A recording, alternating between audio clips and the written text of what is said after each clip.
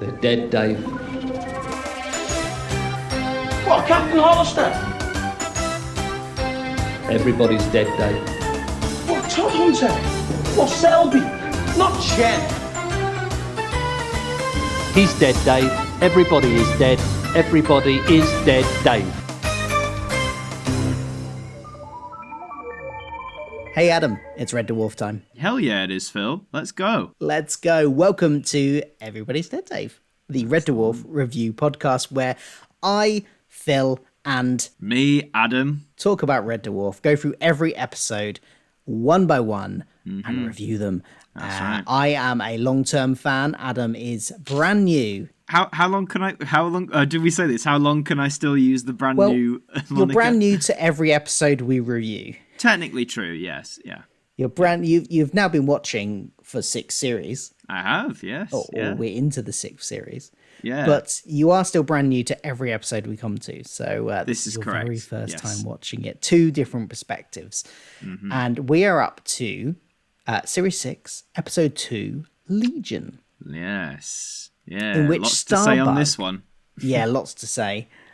In which Starbuck is taken over by a tractor beam which takes them to a deep space station where the crew discover Legion, a life form conceived from an experiment by famous scientists. But they soon learn that Legion is not exactly what he first appears. And I won't say anything more yet. I mean, I'm assuming everybody's watched the episode, but... Just in case. Just in case. You never know. You never know. You never know. So we start the episode and we get a little update on the hunt for Red Dwarf. I really like the fact that they're continuing this thread throughout the whole series, and I couldn't we know, as I said, I've watched this many times before, several watch throughs of Red Dwarf in my life, but I couldn't quite remember how much they kept referencing the fact that they were chasing Red Dwarf. And it's, it's not a massive big plot point, but they kind of bookends the episode of this one. They reference it at the beginning and they reference it at the end. And they are, at this point, 24 hours behind Red Dwarf, apparently. So they say. So I like the fact that they keep referencing it. It feels like a bit of a story arc, which is not something we've had in Red Dwarf before. Yeah, I think I do like the story arc aspect, but I've got to be honest, Phil. I mean, we'll give our thoughts, but the first 3-4 until they go to the station where Legion's on, the first few minutes wasn't really doing much for me this time around. Like, I didn't think much of the gags, like the scene in the kitchen and then with Kat in the cockpit. There was only one I did like, was the licorice all sorts gag. Says, it's like we've still got the licorice all sorts, the little black twisty things nobody likes. I like the black twisty things. I would have eaten them. But that made me chuckle. Because they're doing a bit of a shift swap, which I'm guessing because they are pursuing Red Dwarf, they have to be, 2 of them are on duty at all times, so they've got a shift pattern going, which is time I think we've really had them being an organised crew with designated jobs to do and things. Rimmer must be loving it, loving all the organisation and the order which he's comes going to have to a chart, he's going to have a rotor, definitely. It's going to be on the fridge. He's that housemate, when you live in a big house at uni and it's like, right, someone's like, I've made a cleaning rotor, and it's like, all right, okay, so he's definitely that housemate. But absolutely, it will be color-coded and it will have taken him 3 weeks to make, 3 weeks. Just like his revision timetables used to. Absolutely. But I don't know what it was. I felt the energy was a bit down. And yeah, as I said, I don't know, just it just wasn't doing it for me those first few minutes. I don't know why. Yeah, it was okay. I don't think I minded it as much as maybe it sounds like you did. But because we had the jokes about the food and the lack of food and the fact that Crichton was cooking a space weevil, and that the water had been recycled so much it tasted like Dutch lager, which I think is a bit harsh on Dutch lager. Yeah, Dutch lager's lovely. I mean, I'm not much of a lager drinker myself, especially not these days. In fact, I can't remember the last time I had a lager. But I have been to Holland and sampled the Dutch lager there, and particularly fond of an Amstel. Yes, not sponsored, like but Amstel, if Amstel, if you want to sponsor us, Could you imagine sponsored by Amstel? Nah, great pie of Amstel. Yeah, so what they got against Dutch lager? I know. I did like some other gags. I like the memory quiz gag. When Crichton serves the Weevil to him, and he pulls that. He's like, "Oh, is something wrong?" He's like, "Yeah, there is." And he's like, "Someone's filled in the memory quiz part of the magazine, and there's that whole gag about it was him, and he can't remember." I thought that was pretty funny. But yeah, I'm trying to summarize it. It wasn't. I didn't find those first few minutes bad. It just felt like, I guess at this point, having watched it from the beginning, one a week or whatever, it just felt very maybe like run of the mill at this point, if that makes sense. Not bad, yeah. But it's just like, oh, we're just getting a few gags of them doing whatever before the main event happens, sort of thing, which is fine. But I don't know. I just maybe I wasn't in the right mood for it. I don't know. It was just but. Yeah. There's another space directive gag in this section as well. How are you feeling about the space directive gags? Because they've started to become a reoccurring thing. Are they outstaying their welcome? Are you still finding them funny? Or I am still finding them funny, but I feel at this point, because it was in the first that we first heard them in the quarantine episode, wasn't it, of series 5, and then in series 6 so far, the first time, it's been every episode. So I'm all for them staying as long as like the gags at the end of them are good. I feel, for me at least, just as for my viewing habits, again, folks, just my opinion, but for my viewing habits, if we get a space directive one where it's not got a good gag or one that I don't find funny, then I'll really feel it. It's like, okay, we're done with this now. Do you know what I mean? It's like it's that whole thing of keeping the joke fresh in comedy. And of course, there'll be some people who'll love every single joke that comes out of it. But yeah, I don't know. Just knowing me as a viewer, if there's one dud, that might be it for me with the space directive. I see. And this I actually liked the ending. No, I liked it. But that's what made me think. I was like, see, I like that one, but I was like, I'm hearing them more often, and I just thought in my head, it's like, if we get one where I'm not chuckling at the end of it, then in my mind, I'll have like right, okay, maybe we need to give it a rest. Maybe not Gone Forever, because I think it's a good joke, especially for Rimmer. But yeah, I just think if they're going to use it this much as we go forward, the gags need to be good, Yeah, absolutely. One other moment that is potentially one of the most quoted, I think, bits of Red Dwarf is also in this section. It is. Do you, not going into this fresh to Red Dwarf, do you know what I'm talking about? I believe you're talking about the light bulb gag. Step up to red alert. Sir, are you absolutely sure? It does mean changing the bulb. The light bulb gag, absolutely. See, it sparked me. This is one of very few bits of Red Dwarf I knew about before we even started this show. Because we've talked about this since. There was a clip for Red Dwarf Night back in 1998, I think, where it's that little skit. There's 2 Daleks that pop up, and they chat about Red Dwarf, and they mention this light bulb gag, and then I think they play the gag on the telly. Oh, of course, yes. And we talked about it like privately. I know you shared it to me, and you never know, folks, coming in the future, then we might do a little collab on that. But I'd seen that clip years and years ago on the internet, as you do when you go down like a YouTube rabbit hole. But I didn't really know what Red Dwarf was. I was in it for the Daleks, I didn't really know what they were talking about. But I just remember that scene because they say, oh, the light bulb gag in series 6, that was really funny, wasn't it? So now I understand, folks. Now I understand what they were talking about. And you know what? It is a good gag. It's set up really well. Crichton's delivery is brilliant. It's just, standout moment. And I think it only works so well because of that. I mean, it does work really well by itself if you just take that clip. But it works even better with the bit because it's been set up just a few minutes before with the blue alert, the blue alert and the fuss over getting the blue alert. And like, God, why do we need the blue alert? We're all here. And the fact that Rimmer is like, no, I really want the blue alert. It's professionalism and stuff. And with that extra setup, it makes the joke even sweeter, I think. Yes, yeah, I agree. It's just as soon as they mentioned the blue alert thing, I was like, oh, is this the one with the light bulb? Because I remember they'd said Series 6, and then sure enough it was. But it didn't ruin the payoff or build for me at all. I still thought it was great. So, yeah, just nice to hear it finally. Nice to hear it in action. But, yeah, it was good. Kat's got a bit of a reoccurring joke in this episode as well about being deader than certain fashion trends that comes up a couple of times. That's it. We're deader than tank tops. Yeah, that was some of his better gags, I think. Because obviously Kat's all about the fashion and the style, and he, like you say, brings up things that are quite, in some cases, quite rightly dead. All the like tank tops and what was it, flared trousers with pockets in the knee, like ridiculous things. And yeah, they're just some. I think they're just better written for Cat, compared to some of the other gags we've heard him say over the past 5-6 series. So yeah, and I think with Cat this is the series where he, especially, I mean, I've definitely noticed it in the last 2 episodes where he is feeling like part of the crew. It feels like a proper crew now, where Cat has a purpose and a reason to be there. We've got him, driving basically the Starbug and using his sniffing sense to predict when things are going to come that aren't showing up on monitors and things. So he seems like he has a purpose to be there a bit more than he has done in previous seasons. And the jokes seem to be also, there's just much more for him to do. He gets more involved than he even has in the last few seasons, where he has, because, I mean, compared to season 1 and 2, he definitely was a lot more involved in series 3, 4, and 5 as well than he was in those first 2 series. But here, I think it stepped up another bit again.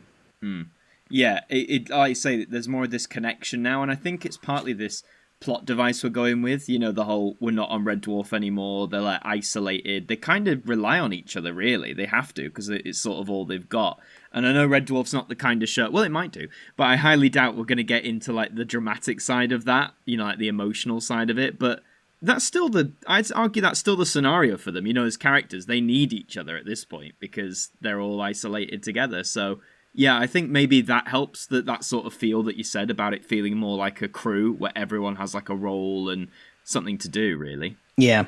So Cat does pick up this thing with his sensors, and they try and contact it initially.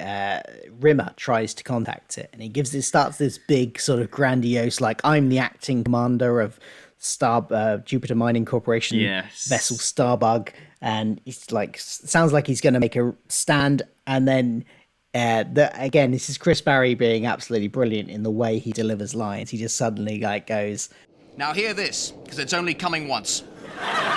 We surrender totally and without condition. Thank you, guys. Oh, additional. Sorry to take up your valuable time. Sorry. Thank you. Sorry. Bye. Bye. Sorry. Thank you. Bye. Yeah. Yes. Again, typical Rimmer as well. Like, of course he'd surrender. Yeah, and then he makes a thing up to the others about saying that, in previous lives, he's sure he was a soldier in every incarnation, but unfortunately this time he's been put into the body of a coward. Yes, but my favourite gag from that was when he started saying this is on all frequencies and languages, including Welsh. the poor Welsh. Now I'm half Welsh, so I'm allowed to make that joke. The poor Welsh always get a hard time when it comes. The Welsh language is a beautiful language, folks. I highly recommend giving it a listen. But yeah, when it comes to language, the Welsh always get bashed around a bit. So I was sort of like an ironic chuckle I had. I was like, there it is. There's the Welsh gag. So, but yeah, I found that quite funny. But they do find this spaceship, this space base type place, and beam across to what is clearly filmed in a sort of office building with very nice glass elevators and things. I was gonna say, is this like an office, a university, like somewhere that's definitely not the BBC warehouse? But just backtracking a few seconds, when they see they avoid like the flash in the sky, and then when they get brought aboard the ship or whatever it is. Oh yes. I was watching this one on BritBox, and I believe you were as well. Yeah. I couldn't tell whether we were seeing some model work. I mean, more for the station. I couldn't tell if we were seeing some model work or some very early example of CG. I did pause it to have like a look when you got like the shot, and in my head I was like, in my mind, it could actually be either. Like I couldn't quite put because 1993 CG would have been feasibly possible, but then I'm thinking for a BBC, budget back then, surely not. It looked quite good, so I'm partly tempted to say it was a mod. But you know what I mean? It was the first time where, for me at least, watching, I was like, "Ooh, I can't quite tell what that is there." I'd have to look into it further, but. And the bit where Starbug gets enveloped in this kind of grid pattern bubble thing. Yeah. That, I mean, was that CG or was that an overlay? Yeah. I think we're really getting to that phase. I know you say it's mainly Series 7 after they've had like a production gap, and it's later on in the 90s where, we start seeing more obvious CG, if you like. But I do wonder if maybe toward, in this series, we maybe might start seeing very, subtle examples of it being implemented. I still think possibly. Starbug was a model, from what I could tell, the shots we got of it. But yeah, it was just the space station. I really could, every time I saw it, I was like, I really can't tell. And if it was CG, maybe that's a BritBox thing, because I know we've discussed before, wasn't it in some of like the special, like the DVD releases or something, they updated some effects, or was that for TV repeats or something like that? I think they re-released some of them on VHS with some updated effects, but I'm not exactly an expert on what was done or for which versions. No, that's fair. Well, very convincing either way, so good job, prop makers and visual designers. Yep. And when they get to this lovely glass-filled lobby, they meet Legion, who is some kind of it looks kind of robotic. We don't really know what the nature of him is at least. And it sort of immediately upgrades Rimmer. Yes, he is solid hard light, that's it. Yeah, hard light hologram. He can touch things. Yeah, a very clever way to give Rimmer a body. Yeah, I really like the joke from Crichton here. Puncture repair kit on standby, sir. Referencing back to, I can't remember the name of it, but basically Rimmer's sex doll, inflatable sex doll that he has that has been referenced a couple of times, way back until like series 1, I think it was first mentioned. It was 1 or 2, but it has a name and I can't remember what it was. Yeah, I like it's those little moments of continuity references. Yeah, that I love about this show. As we've said before, Red Dwarf can do subtle continuity references so well. Legion himself, bless him with the sort of green morph suit he had on, but 90s BBC budget. I thought of two things when I saw Legion. My first thought was, this feels very Fritz Lang, who was a German expressionist filmmaker. Some people might know the film Metropolis from the 1920s. Yes. I don't know, it kind of gave me that vibe. It has that kind of look to it. It does, but then he also made me think of Chameleon from Doctor who, for anyone who knows, is not exactly the most technically advanced design. It was the 80s, man. But I don't know, it was just maybe it was the fact, it was the grey and the sort of like the chest thing he had, that sort of gave me some Chameleon vibes, but I thought it was a cool design, a very unnerving design as well, and I think that's because the eyes were just, like black holes. I always find that's unnerving in a creature or a robot. If there's no eyes, if there's nothing to like connect with, I find that in the good sense. I think it works. The design works. The actor that played him had to be sewn. The costume was so tight that he had to be sewn into it. So once he was in it, he was in it until the end of the shoot. So. Avoid liquids, I assume. And don't be claustrophobic either. God. Otherwise you're stuck. But another interesting fact about Legion is that the first choice to play him, but unfortunately he was unavailable, was Stephen Fry. Oh, okay. Interesting. I can see where they were going with that, because he does have the kind of voice he speaks with. Legion is that kind. It does have a kind of Stephen Fry-esqueness to it, I think. It does in a way. I got more vibes of hearing it. At first I thought it might have been, do you know an actor called Gabriel Wolf? It doesn't ring a bell. So, it's my main point of reference. For anyone who might know the name, he voiced Sutek in Doctor Who, in Pyramids of Mars. He just had like a very low, very like bassy voice. And, Legion sort of spoke with that calm... which again I thought was great because it added to like the whole unnervingness of his design. I really like the fact he sort of always kept that very calm, very slow delivery. I don't know, it gave me Gabriel Wolf vibes. But I believe it's actually played by a man called Nigel Williams, who I thought did a fantastic job throughout this. I thought he was fantastic. And I noticed as well when Rimmer got his body, he also got a change of outfit, which is now blue. Does, yeah. Yeah, still quilted, which is a disappointment, but alas. I do like the blue though. Suits him.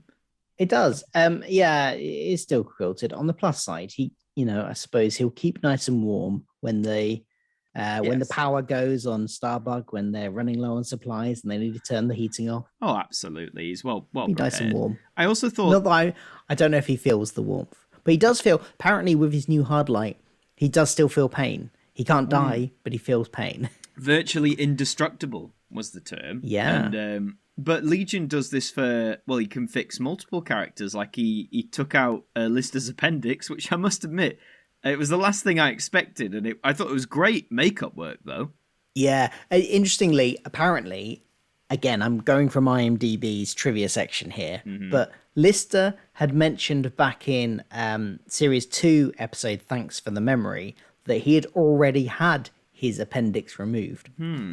So apparently in one of the books, I think it's the Last Human book, Doug Naylor explains this by saying that due to a freak of nature, Lister had 2 appendices. Of course he did. Of course he did. The books are in a separate continuity, which we'll discuss when we get to the books. We're in the middle of reading the first one now. It's not one of those franchises, is So, it? It's not one of those franchises where it's like, oh, well, there's the main continuity and then there's another continuity. I mean, we're reading the first book now, and I think I'm further ahead than you are. And I don't know how far you are, but it becomes pretty obvious that it's not the same continuity. Just by the way things happen. A lot of it is, we'll get to it. We will do an episode on the books at some point when we finish reading them. We shall. So it'll be coming, I say soon, but however long it takes us to read them. But yeah, that's set in a different continuity.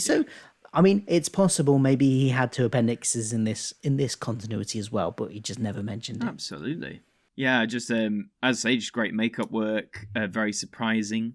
But yeah, he tries to make them all at home, doesn't he, Legion? Yeah, he well, because we get the lovely meal scene where he's I can't remember what they called it now. It was a particular type of cuisine that is eaten with a particular type of chopstick, which led to great physical comedy because these are chopsticks which you basically have to levitate the food into your mouth.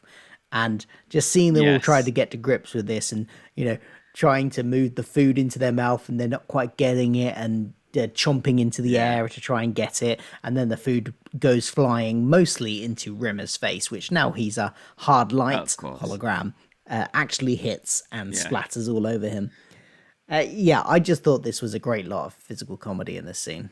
Yeah, the food scene was brilliant, and I love those chopsticks. I'd love those in my house. What great props. They were just great props as well.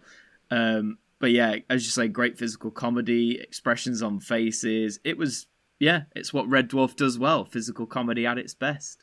They invite Legion to, because he's like shown them all this fancy art that he's got. He's shown them that, all the technical achievements and like being able to develop the hard light hologram thing. And they think the Red Dwarf crew think, oh, he'll get us home really quickly back to Earth.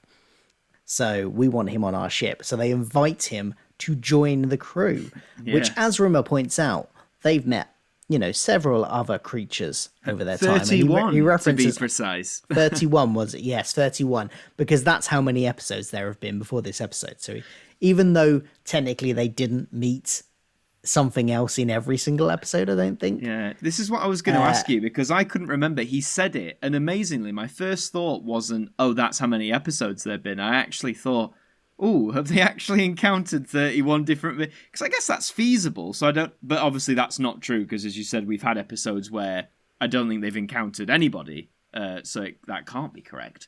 Let's just assume they're having off-screen adventures where they meet other things that we just don't know about. Oh, yeah. With the continuity of this show, anything's possible. So anything and everything is possible. But Legion turns them down and says he can't leave. And not only does he turn them down, he then says, actually, you can't leave either. You're my prisoners. I'm keeping you here. Yep. And he does it with that calm, which again, I love this reveal of like his true intentions. Like, some could argue you could see it coming, but like it's the calm delivery with what's going on really makes it work for me. I love characters or like villains like that don't have to like shout all the time or be bombastic. They just need that nice, calm but slightly unnerving tone to their voice. So I think if that's what they were going for, they nailed that aspect, if you ask me. Yeah. And it's not a bad, it's not a bad prison for No. them. They're all given their perfect rooms to be in, fulfilling their every desire. Mm-hmm. No Doug McClure I'm trying to think what was in films the for rooms Lister. now, but no Doug McClure albums. Who's Doug? Doug McClure? I don't know. I was like, is that a real person or is that someone we've invented? So It sounds like the kind of reference that would be a real one. So I'm guessing Yeah. it's somebody that maybe is an artist that Rimmer 'cause listens to. we've had this before, haven't we? Where they've said names and we've both gone, what? Yeah, Well, one maybe of it's us a bit knows what it before our is and the time. other one doesn't. But this time it appears neither of us have heard of Doug McClure. Yeah, if So, you know who Doug McClure is, let us know in the comments if you're listening Let on us YouTube. know. Yeah, please. And he has some trainers in the fridge. Yeah, sure. feet nice That and cool. sounds about right. Why not? Yeah. I do love not? the fact that Crichton's perfect room was like an absolute mess with mud all over the walls and loads of ironing to do so that he can clean it, because that's him living his best life, is him cleaning stuff. Absolutely. It seems like it's what he was born to do, and he relishes doing it. So, hey, fair play, man. Fair play. You go for it. But again, we don't find out Rimmer's either, really. But we don't find out the cat's room. Again, the cat doesn't get the explanation. That's true, actually. Yeah, what would have been in Cat's room? It would have been lots of fish to eat, probably, or to catch and eat. And probably lots of women. Lots of women, a Let's be real. a huge Lots of walk-in women. wardrobe. Huge wardrobe. Yep. Yeah. And we don't see Rimmer's, do we? But his would probably be, very maybe like militaristic, all organised and all his quilted uniforms and all that jazz. But yeah, so Rimmer doesn't get it either. But again, we mentioned this before. When something happens to all four of them that's like a unique experience. What was the last one? Was it even last week where there was one where three of them got an explanation and then Cat just...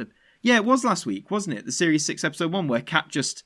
Lister comes out of cryogenic sleep. That's it, and, yeah. Crichton's explains what he's doing, Rimmer explains what he's doing, and then Cat just appears. It sort of feels like that again, and it's like, why are we doing this, man? Like, Yeah, why? they are still... Yeah, so they're making some progress with Cat in terms of giving him more stuff, but he does still seem to be a little left out still on things like that. Yeah, just a tiny... It's getting, like you say, it's getting better by all means, but yeah, he's still... A little bit more progress would be nice. One thing that and I don't know if I just picked up on this because I've seen the episode before, and therefore, even though I don't always remember exactly how things are going to play out, because sometimes it's been like a decade since I've seen some of these episodes. Sure, I didn't sure. exactly remember how it was going to play out here until this thing happened. And then I was like, oh yeah, that's what happens, isn't it? So I'm curious to see if you, having watched this for the first time, also picked up on it. But did you pick up on when Legion starts to get drowsy, when he mentions the others are falling asleep? And did that what might be going on? Honestly, no. I did pick up the moment where he sort of like stumbled before he spoke and then left. But I honestly thought that might have been something to do with him, like his own, life force. I thought, right, are we going to learn? Yeah, so I guess I was like, this is something that makes him tick, but I didn't necessarily clock it was related to do with the boys from the Dwarf, so to speak. Yeah, because I remember at that point I was like, oh yeah, he's somehow linked into them, isn't he? Something to do with how when they sleep, he sleeps, or when he, like, their personalities merge into. But I couldn't quite remember exactly what it was. But I remember that prompted me to remember like the general gist of it. But I was curious whether or not that would have been picked up by somebody watching it for the first time. So, Sure. Yeah, that's interesting. So they get back in the morning and they're all exchanging their stories about their perfect rooms and stuff, but they decide they need to break out of here because Red Dwarf is getting further away and they need to catch it and get back to Earth. And they plot a plan, and Rimmer asks, has anybody seen Revenge of the Surfboarding Killer Vampire Girls, which just sounds like it's a title made by James Corden. Oh yeah, because what was that film? Was it Lesbian Vampire Killers? I remember getting that film. It was iTunes used to do this thing every Christmas. It was like 12 days of Christmas, and they give something away free every day. A song or an app, something like that. And one year they gave you the movie Lesbian Vampire Killers for free. And my God, it was awful. It was such a bad film. I've never seen it, and it looked terrible. Don't. And bad. it came out sort of around that time when him and Matthew Horn had also just done a sketch comedy program, which I did watch. And oh my word, that was terrible too. Yes, so it was. I knowing how terrible that was, I was like, I'm not watching this. The one thing that might make me watch that film is the fact that it's got Paul McGann in it. Yeah, but even he's great, but then you just sort of remind yourself, like, my God, like, you're in lesbian, like, what? Why is it? Yeah, I wouldn't recommend it, Phil. Even for Paul McGann, I wouldn't recommend wasting 90 minutes of your life on. So here's the question, though. What do you think is a worse film? Lesbian Vampire Killers or Revenge of the Surfboarding Killer Vampire? Oh, definitely Lesbian Vampire Killers. I'd watch the Red Dwarf one any day. Any day. Yes, but they plan to escape him by basically... what they put? It's like a balloon or a paper mache head over like Lister's clothes or something? Yeah, they make up like a fake Lister to fool him while he's really going to attack him from behind. But of course, Legion knows that's going to happen because as is very quickly revealed, Legion takes off his mask after thwarting their plan, and he's got bits of all of their face. He's an amalgamation of all of them that has only come into existence when they've arrived on the ship, which explains why he wants to keep them there, because he will stop existing if they leave. Yes, yeah. And you get a very cool amalgamation effect of all four of them. Like I thought, again, for the 90s, that was pretty decent, I thought. They looked pretty good. Yeah, it did. Yeah, it looked very horrific. Like it looked like something that would actually give you nightmares. It was the way they were all kind of meshed together with like their eyes were different heights, and you got like bit of Crichton's angled head, and then it was very creepy. Yeah, exactly. And it just added to that whole sort of what I was saying before about Legion's like creepy design, just how like it just adds to that completely. So yeah, no, I found that pretty cool. And actually when we start explaining Legion's back, he starts explaining how he's doing it basically. And I found that really fascinating. I love delving into like why that sort of concept. I thought for Red Dwarf it was a pretty cool idea for a villain. Yeah, it's a really strong idea, and I thought it was really cleverly done. And the way they then decide, or the way they work out Crichton, I think is the one that works it out, how that they can actually defeat him and get away. Because knowing also that when they were tired, he started to flag as well. They know Crichton works out that he can knock them unconscious and he will lose that bit of his personality. So he knocks Lister out. He then knocks the cat out and tries to knock Rimmer out, but Rimmer can't be knocked out. Yeah, with the fantastic gag, was it? Oh, I'm going to do the Ionian nerve grip, and then he's like, "Oh, there's no such thing as an Ionian nerve grip. Now let me punch you or something." Yeah, and he smashes him overhead with a vase. He punches him. He grabs a metal pole and is just whacking him with it. There's a lot of stuff in this that he tries to do. There was a reference in the IMDb page that refers to this being slightly inspired by, I don't know if you've ever seen it, the early 90s Rick Mail sitcom, what's it called? It's suddenly gone out of my head. Bottom, that's it. Have you heard of Bottom? Oh, heard of, not seen. Heard of, not seen. Well, there was a reoccurring thing in Bottom where Rick Mail's character Richie and Adrian Edmondson's character Eddie would like have these prolonged, almost comically too long fight scenes where they would just be like smashing things against each other, and neither of them would get knocked out. But basically would always be like doubled over, panting, like out of breath, and they're still trying to like grabbing each other and slamming each other's a door on each other's, like really over the top and overdone. And there was an implication on the IMDb page that inspired this, but I don't know what their source is for that. That's fair. Who knows the sources for anything? But yeah, that's an interesting little connection. But apparently, Robert Llewellyn had appeared in an episode of Bottom. That makes sense. Oh, fun little connection there then. One thing they do eventually, by the way, get Rimmer out, not by knocking him out, but he disables his own light bee, and that's how they remove the Rimmer one. Yes. One thing I will say about that whole thing is, though, Legion had put his mask back on after he did it. Took it off to reveal to them what he was. But when they're doing the knocking out, and the first time they knock out Lister, or possibly when they knock out Cat, it cuts to Legion, and he just conveniently takes off his mask again, basically to show the audience what's happening. But it's like, why is he taking his mask off again? What like, from a character perspective, from an in-universe perspective, why is he taking off his mask again? But it's basically so that we, the audience, can see it. Absolutely, we need to be clued in. And I did notice the solution, and we've had this a few times now. Another episode where the solution is down to Crichton's intelligence and what he knows. Yeah. We've had a few of those, and I'm not saying that's a bad thing, because that is his character. He's like the intelligent one. He often knows more than the rest of them, and that helps out. But I just wouldn't want that to be like become like a recurring trend too often. I'd rather it be like a team effort or something completely random. I don't know. Again, not a bad thing.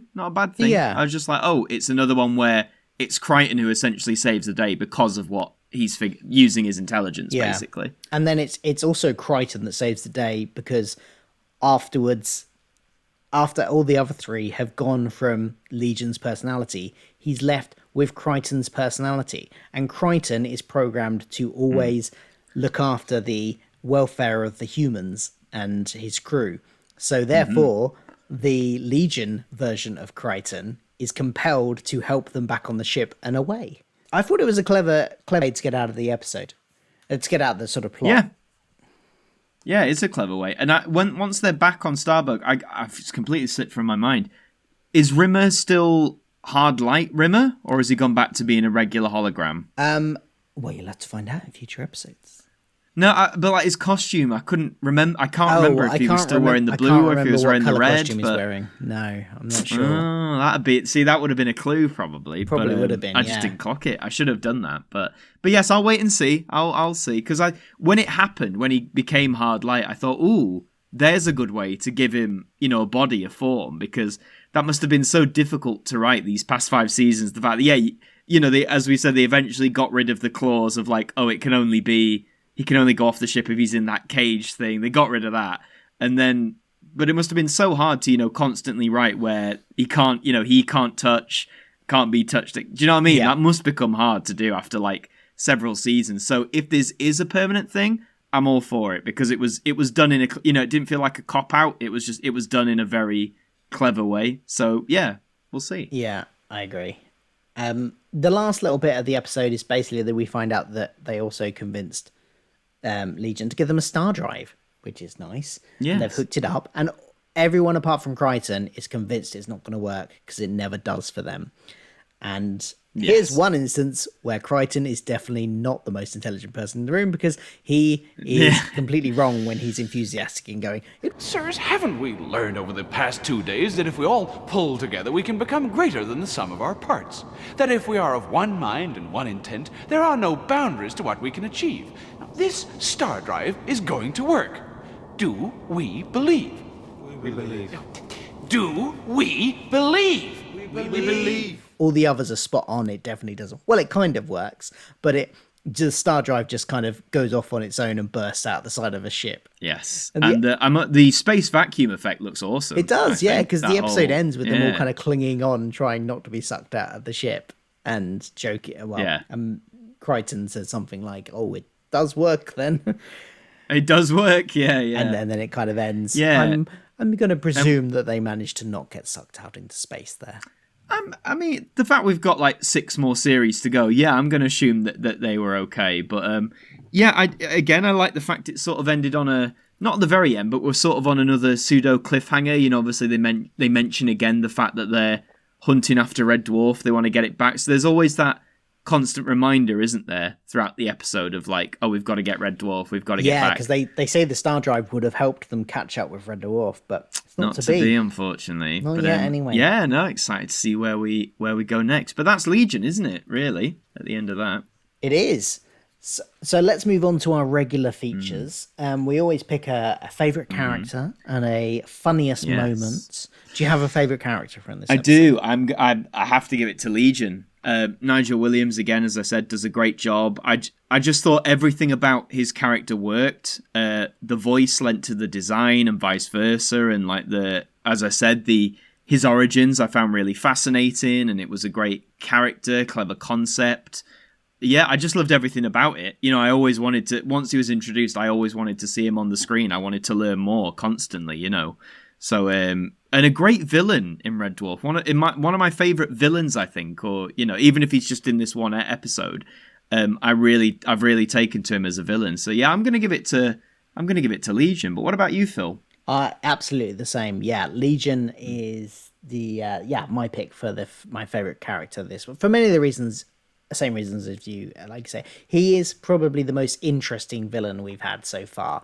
A lot of the other villains have been good and been menacing, but they've been very one note, possibly. Yes. This one feels like there's a lot to him and it's just quite interesting. There's definitely I would love to see him again sometime. That would be really good if they came across him again, or came across another version of him and do something like slightly different with the story rather than repeating it. I don't know if there is any, because would it just play out the same if you have the exact same crew meeting him again? Who knows? But I'm going to go with him as well. They might. That's almost like a tease. No, not at all. But well.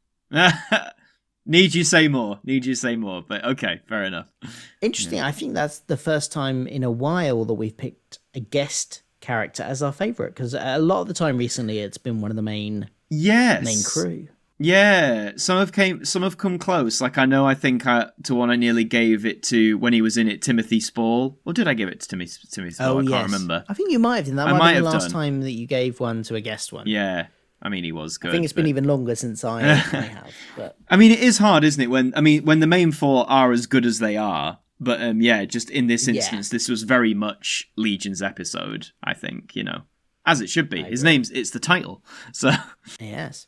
What is your funniest moment? Well, the food scene came close, but it's going to have to be the bulb gag. We have to change the bulb. And you know what? I'm surprised at that, because having sort of been vaguely aware of it, I thought maybe it wouldn't have been as funny. But I don't know, just hearing it, and I was like, yeah, this is actually really good. Like, I really enjoyed that gag. And I can see now why, you know, so many Red Dwarf fans quote it, reuse it, because it's just a great gag, especially with that Blue Alert setup as well. So yeah, that's going to be my funniest moment. What about you? Yeah, well, I had two, and one of them was that one as well. So I'll probably pick the other one just to get a bit of variety in there. But that one is also brilliant. And like you say, the light bulb gag. I mean, these are probably on equal. There's two moments where I laughed out loud, basically, like really hearty laugh out loud. And I was surprised that the light bulb gag made me laugh so much out loud as well, because I've heard it so many times now, and I know exactly what was coming. And yet the delivery on it was so perfect that the way Crichton says it's just like, it's perfectly delivered, and it's a brilliantly written line. The other one, so I'll pick it for variety. I'm going to put the light switch being mistaken for a piece of art by Rimmer, which also made me laugh out loud. And not so much the fact that Rimmer mistook a light switch for a piece of art, which is a little bit funny in itself, but it was it was Legion's reaction when Rimmer asked if he could buy it. I couldn't buy it then. Not really. I needed to turn the lights on and off. And it was just the way, the very one note way that he said that, and very matter of fact way he said it, that just worked perfectly. Yeah.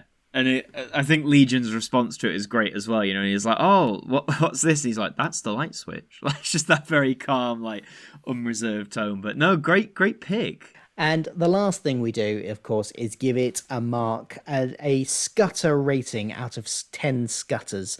Talking of the scutters, now they're off Red Dwarf. No more scutters. Yeah, they don't seem to have gotten any of them onto Starbug. Starbug, yeah, what a shame. Bye-bye, scutters. But we're still marking out of scutters. So how many scutters out of 10 would you give this episode?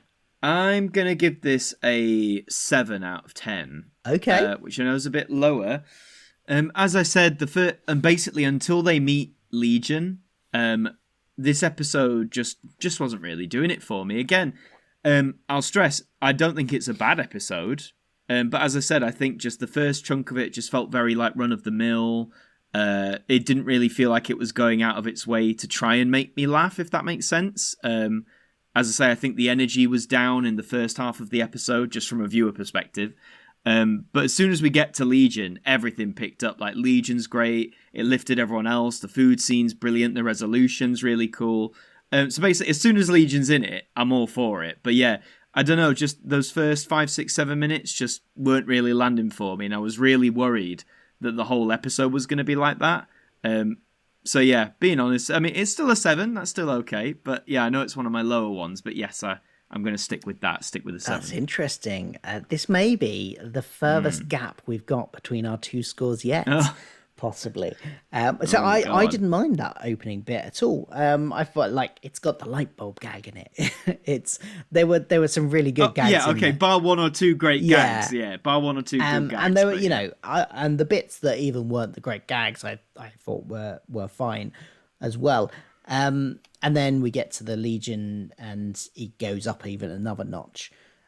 So I'm actually going to give this a 9.5. Oh wow! So okay. that is the biggest perfect. difference I think we've had between our scores, possibly. Goodness me! So far, yes, that must be. Wow. There we go. Yeah, yeah. I don't know what to say. That's yeah. There Damn. you go. Well, hey, 2 different perspectives. Exactly. There you go. That's the whole point, right? Yeah. That's why we do it. It's interesting to see what somebody else thinks of an episode that, where we've got such different views on it. Well, different views on a part of it, at least. Absolutely. Well, there you go. That's Legion. Let us know what you thought in the comments below if you're on YouTube. Let us know, are you more veering towards my ranking of it or Adam's ranking of it? Which do you think? Or are you completely different and you absolutely hate this episode? And you're down in the below 5s. Yes. Who knows? Let us know in the comments below. We'll be back for another episode next week as we crack on with Series 6. We should have another guest reviewer next week as well. Fingers crossed, if all goes well. Yes. And in the meantime, you'll have to come back. Yes. Actually, we'll probably announce it on Twitter by the time this episode comes out. Probably, yeah. But you should still come back anyway. We'd like to come back. Yeah. Where can people find you on the interwebs, Adam? Where do you want to find me? Well, I have a YouTube channel, Adam Martyn with a Y. I do Doctor Who videos. I do videos on classic TV presentation and history. I do videos on That's What I Call Music. I do it on a variety of things, really. So you can check me out there if you want. And on Twitter, it's just Adam Martyn AMTV for daily ramblings. But what about you, Phil? Well, I've got my YouTube channel, which you may be listening to this on, possibly, one of the many places it's available. And that's just Philip Hawkins. Talk about all sorts of pop culture, a lot of Doctor Who, and other things as well, like Star Trek and the MCU and things like that. So come and find me there. Yes, and you should also follow our Twitter account for the pod. I think we're going to say the same thing there. Think alike. Yes, it's All Dead Dave Pod. You can give us a follow there for updates on the show, announcement of special guests, the occasional meme and GIF. We do like that. And, and we like to engage in a bit of discussion with fellow Red Dwarf fans too about various things or what the actors are up to or what they have been up to. So, yeah. Yeah, if you don't watch us or listen to this on YouTube where there is a comment section and you listen to it on some platform where there's not a comment section, then find us on Twitter and let us know your thoughts about the episodes on there instead. Well, that's it for this episode. We'll see you next time. Goodbye. See you later.